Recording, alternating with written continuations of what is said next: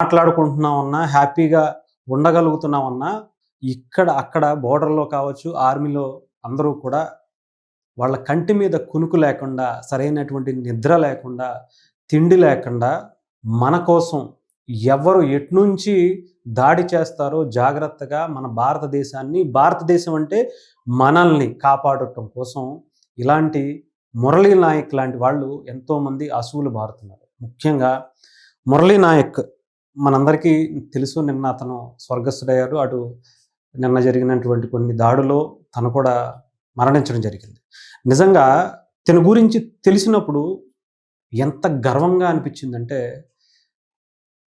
నరాల్లో చిన్నప్పటి నుంచి కూడా, తనకి ఊహ తెలిసినప్పటి నుంచి కూడా నేను ఆర్మీకి వెళ్తా, ఆర్మీకి వెళ్తా, ఆర్మీకి వెళ్తా, నేను చనిపోతే దేశం కోసం మాత్రమే చనిపోతా అని ప్రతి ఒక్కళ్ళకి చెప్పుకుంటూ నేను ఆర్మీకి వెళ్తా. తను చదువుటం మొదలుపెట్టినప్పటి నుంచి ఆర్మీ కోసమే చదువుకుంటూ, ఆర్మీ కోసం వెళ్ళడానికే తను సిద్ధపడుతూ, కలలు కంటూ అక్కడికి వెళ్ళి ఈరోజు చనిపోతే కూడా నిజంగా తన గురించి తెలిసినప్పుడు అంటే దేశం కోసం ఎంత తపన పడ్డాడు, ఇక్కడ ఉన్నటువంటి ప్రజల్ని కాపాడటం కోసం ఎంత కలలు కన్నాడు అనేది ఆలోచించండి.